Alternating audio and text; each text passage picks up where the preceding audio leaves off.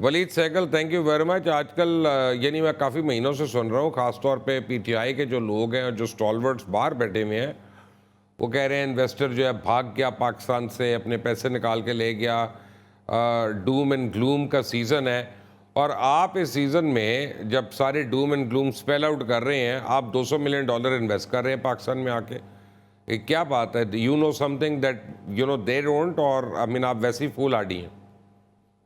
नहीं, मैं thank you for having me जी। फूल हार्डी तो मैं नहीं हूँ।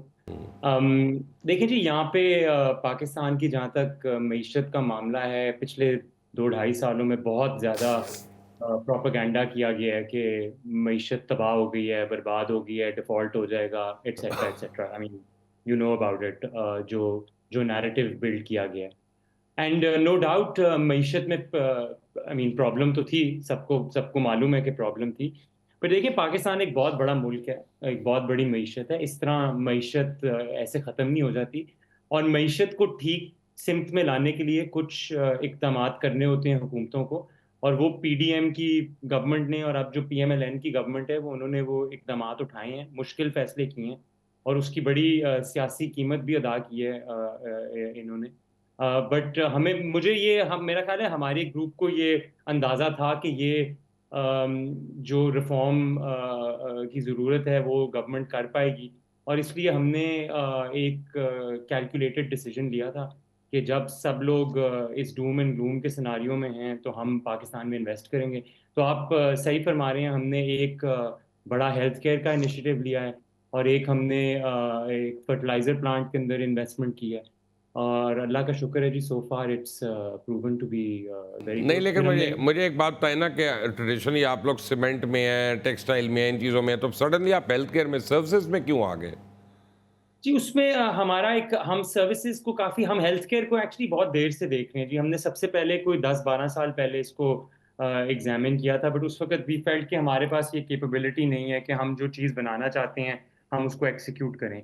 फिर कोविड के दिनों में हमने इसको दोबारा रिविजिट किया था, और अब हम इसको एक सॉर्ट ऑफ यूनिक तरीके में कर रहे हैं कि इम्पीरियल कॉलेज यूके हमारा एफिलिएट पार्टनर है। And they will be providing the clinical governance for this hospital. तो हम ये चाह रहे हैं कि हम एक बिल्कुल एक वर्ल्ड क्लास किस्म का हॉस्पिटल बनाएं। ना सिर्फ कि हमारे स्टैंडर्ड्स उससे बहुत हाई हुए, बट सारा जो सेक्टर है हम उसके भी ये स्टैंडर्ड्स को किसके हाई साथ मिलके आप बना रहे हैं? आपकी अपनी एक्सपर्टीज तो इतनी नहीं होगी।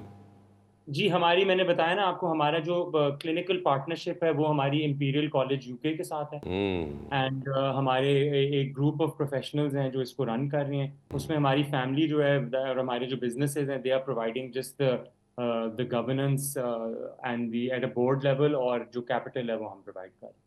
अरे नवाज, आप सुन रहे हैं? यानी लोग तो बातें करते हैं ना कि जैसे आपने कहा बड़ा हौसला अफजा, मैंने कॉन्फ्रेंस अटेंड की, मैं एक्चुअल ओवरसीज पाकिस्तानी को लेके आया हूँ जो अकेला $200 मिलियन पाकिस्तान में आज इन्वेस्ट कर रहा है। तो ये आप अब करा सच में आके आपको आपको ऐसे इन्वेस्टर को मिलने का मौका मिल रहा है। देखें, ये बहुत बड़ी आई वुड से एक मोहब्बे वतन होने की भी बात है कि देखें, बाहर I generally seen overseas Pakistanis have lot of love and they are more concern about Pakistan. Hmm. और जिस तरीके से अब ये सैगल साहब वापस जहाँ वली सैगल आ रहे हैं और ये हेल्थ में लेकर आ रहे हैं, I think big credit. Fertiliser की पाकिस्तान में बहुत ज़रूरत है। I mean we are short of it. It's agriculture country and we find difficulty ना, इतने हमारे इम्प्लीमेंट्स उस तरह के हैं। वो हम चाइना से भी हेल्प ले सकते हैं। हेल्थ केयर में भी बहुत ही ज़रूरत है, और ये बहुत बड़ी फैसिलिटी होगी आई थिंक, और it's a very noble cause also. मेरे और मुल्क वलीद अगर के हर कॉमन फ्रेंड हैं सावेल हुसैन। सावेल जी हुसैन ने यहाँ पे सर्जिकल इंस्ट्रूमेंट्स का, सिरिंजेस का ख़ास तौर पे एक प्लांट लगाया बहुत बड़ा। और आपको मैं बताऊं कि उन्होंने डायरेक्ट चाइनीज़ को और ये यूरोपियन कंपेटिटर्स को टक्कर दी है अपनी क्वालिटी से। सो पाकिस्तानी बड़े अच्छी चीज़ प्रोड्यूस कर रहे हैं यहाँ पे। बिल्कुल। और ये मुबशर, ये जो आप ये जो सिरिंज से लगाए ना, इट इज़ वेरी इंपॉर्टेंट। ये हैं डिस्पोजेबल सिरिंजेस। या आई मीन एक बार जब आप इसको इंजेक्ट करते हैं, it can't be reused. That is the best part of it. वरना तो ये आपको पता है कि ये इट्स बेस्ट डेंजरस है फॉर। या आप जब एक सिरिंज दूसरे को लगाते हैं तो उसके लिए कितनी हैजर्ड्स हो जाते हैं, उसके लिए बहुत ज़रूरी प्लांट है। पाकिस्तान में एक तो और कंपनी ने भी लगाए हैं। बात ये कि चीफ आर्मी स्टाफ ने इस कॉन्फ्रेंस स्पेशली बात की कि हम सिक्योर इन्वायरमेंट्स के लिए इसीलिए बाद में अदब इस्तेकाम की बात की गई कि इसमें एलिमेंट्स ऑफ नेशनल पावर जो है तमाम, everybody has to come gear up their resources and stand behind forces, ताकि इसको बहुत मुनज़्ज़म तरीके से हम इसके खिलाफ लड़ाई कर सकें। ये आर्मी मिलिट्री अकेली नहीं कर सकती है। आपका इलीगल स्पेक्ट्रम है जिसमें आपके साथ स्मगलिंग है, हुंडी का पैसा है, ठीक है, नारकोटिक्स करते का हैं उसमें। मैंने एक ज़रा इम्पोर्टेंट बात कर लूँ वलीद, आपको जनरल आसिम मुनीर डायरेक्ट मैं नाम लेके पूछूं, आपको उनके ऊपर फेथ है कि वो आप लोगों की इन्वेस्टमेंट को प्रोटेक्ट कर सकते हैं यहाँ पे? है तो जी कर रहे बिल्कुल हैं। है। आई थिंक बहुत कुछ कहा गया है SIFC के बारे में, और बहुत उस पर तनकीद भी होती है, और बहुत मेरा ख्याल है तनकीद गलत होती है। लोगों को एक आदत है पाकिस्तान में तनकीद करने की, बट एक वन विंडो ऑपरेशन है जिसने बहुत चीज़ें स्ट्रीमलाइन की हैं। और अगर आप अपना ये IMF प्रोग्राम भी देखें, इसके अंदर जो कोऑर्डिनेशन है फ्रॉम द मिलिट्री एस्टैब्लिशमेंट वो बहुत ज़रूरी थी टू डू, जो मुश्किल फैसले लेने पड़े हैं गवर्नमेंट को। और इसके अंदर ये जो दोनों चीज़ें देखें, हमारे मुल्क में एक रियलिटी है। हमारे मुल्क में सिविलियन गवर्नमेंट का एक रोल है, और एक मिलिट्री का एक ओवर राइडिंग रोल रहा है since 1947। We have to accept that. और जब तक ये दोनों जो पिलर्स हैं, ये दोनों एक सिमत में ना चलें, तो चीज़ें नहीं आगे बढ़ सकती। और मैं पर्सनली आई नो कि जनरल आसिम ने बहुत इसमें सपोर्ट दी है गवर्नमेंट को, और बहुत ज़्यादा सपोर्ट दी है to the IMF programme, and to try and bring people on the same page as far as the economy is concern. और इसके बगैर देखें चीज़ें चल नहीं सकती।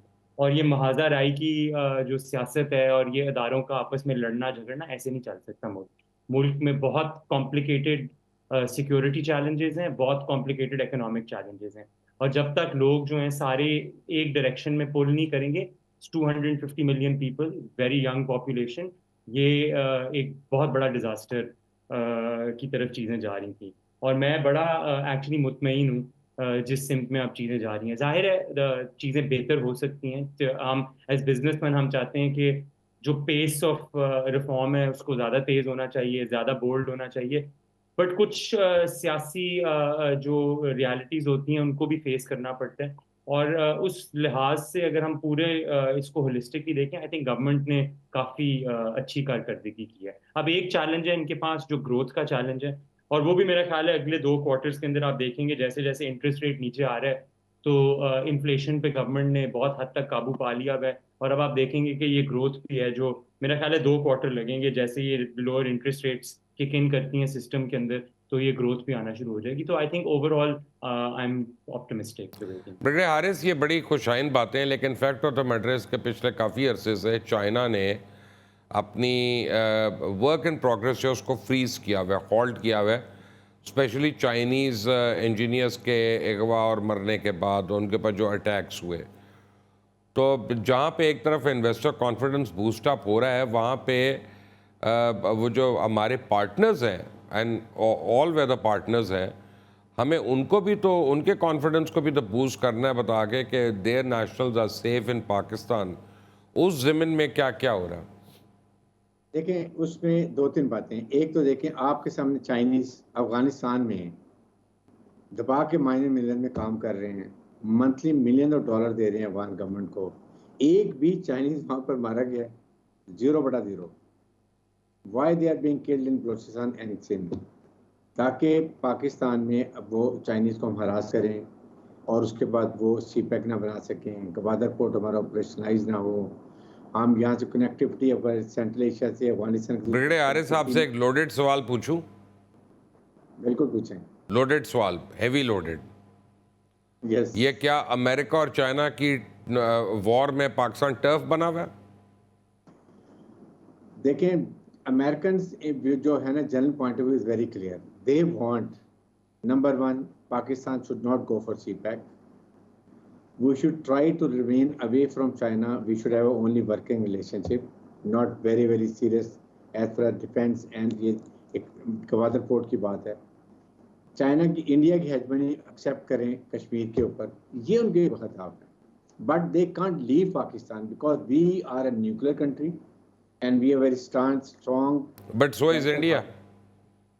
इंडिया के साथ वो कहते हैं ना कि, लेकिन they look Pakistan through Indian prism के साथ। सो हमें अपने कैसे कार्ड्स खेलने हैं, हमें ये देखना है, हम ईरान, पाकिस्तान और अगर अफगानिस्तान नहीं बैठते और हम इसको बैठ के रिजॉल्व नहीं करते तो हम इकोनॉमिक तरक्की थ्रू सी पैक और गवादर पोर्ट के नहीं कर सकेंगे।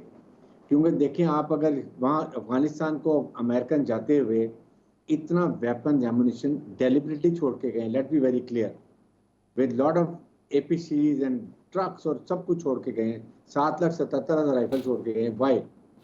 ताकि अफगानिस्तान में टेररिस्ट ऑर्गेनाइजेशन और बढ़ जाए, ये वेपन उनके हाथ में लग जाए, बलोचिस्तान और केपीके ट्रबलसम रहे, यहाँ पर तहसील होती रहे, हम हमारी सेंट्रल एशिया से कनेक्टिविटी ना हो गवादर पोर्ट के लिए अफगानिस्तान के रास्ते से बलोचिस्तान में, और हम इकोनॉमिक तरक्की ना करें। That is what is the design and I think we all, अगर मैं और आप समझते हैं, हुकूमत पाकिस्तान को भी पता है। सो वो चाहते हैं IMF वर्ल्ड बैंक के साथ हम फंसे रहें, उनकी मर्जी के फैसले करते रहें, और जब तक ईरान उनको हमारे न्यूक्लियर एसेट से और मिसाइल टेक्नोलॉजी से तहफ़्फ़ुज़ात है अमेरिका को बिकॉज ऑफ इसराइल, हमें अपनी कार्ड बड़े खेलने हैं। हमने क्लियर कहना है कि हमारी तमाम स्ट्रेटेजिक एसेट जो हैं वो हमारे इंडियन स्पेसिफिक है। वी हैव नो, हमारे कहने से कोई फर्क नहीं पड़ता ब्रेड साहब, हमारी बात को यकीन भी करेंगे कि नहीं, that is the question. That's how we American तो समझते हैं कि हमने उनके साथ बड़ी गलत बयानियां की हैं माजी में भी। वो तो कहते हैं हमने उनको $8 बिलियन का हिसाब भी नहीं दिया, वो गायब हो गया कहीं। लेकिन हमने 8 बिलियन के बजाय हमने कितने लोग शहीद करवाए हैं, $150 बिलियन का फेयर इनफ, नुकसान भी बट उठाया है। अपना मैं बिल्कुल वो बातें कर रहा हूँ जो अमेरिकन कहते हैं, आपको पता है कि वो ये कहते हैं। So there is a trust deficit. लेकिन वली सहगल, मैं आपको ऑन अथॉरिटी एक बात बता रहा हूँ, and I met some senior American officials in the last few days, and when I say senior I mean senior, and they think के पिछले यानी 2-3 महीने के अंदर पाकिस्तान अमेरिकन रिलेशंस हैं जो उनकी स्ट्रेंथ इस वक्त बनी हुई है, ये पिछले 7 साल में नहीं थी। जो बहुत डिप में थे अब वो बहुत बेहतर हो रहे हैं। There has been genuine confidence building measures on part of both sides. मैं इसमें ऐड करूंगा, मैं भी कुछ अमेरिकन ऑफिशियल्स को मिला हूँ और ये बात 100% आपकी दुरुस्त है। और अगेन इस पे बहुत प्रोपेगेंडा किया गया था कि जी पाकिस्तानी गए थे वहाँ पे और उनको तो लिफ्ट नहीं कराई और ये हुआ और वो हुआ, ऑल रबिश। बहुत अच्छे ताल्लुकात हैं आजकल पाकिस्तान और अमेरिका के, और ये एक बहुत बड़ी अपॉर्चुनिटी है हमारे पास। देखें, जहाँ जहाँ पे Donald Trump is unpredictable, he is also not he is not a victim to the past. तो वो पाकिस्तान के पास एक बहुत बड़ी अपॉर्चुनिटी है कि अपने पास्ट को भुला के हम एक हाँ, नई अमेरिकन रिलेशंस को आगे हिस्ट्री को छोड़ दें, जरा आगे निकले। बिल्कुल बिल्कुल। तो ये अगर ये हमारे पास एक बहुत बड़ा मौका है, और इसके अंदर मेरा ख्याल है इस्टेब्लिशमेंट और गवर्नमेंट ने बहुत अच्छी कारकर्दगी दिखाई है, अभी तक चीज़ें अच्छी सिमत में जा रही हैं। इसको हमें इस पे बिल्ड करना चाहिए और हमें अमेरिकन के साथ अपनी कोऑपरेशन बढ़ानी चाहिए। देखिए, मैं एक चीज़, I am not one for conspiracy theories. मैं ये नहीं बिलीव करता कि इतना बड़ा मुल्क है पाकिस्तान कि कोई दुनिया की सिवाय हमारे 2-4 दुश्मन ममालिक जो हैं वो चाहते होंगे कि, मैं नहीं समझता कि लोग चाहते हैं कि पाकिस्तान में अफरा तफरी फैल जाए।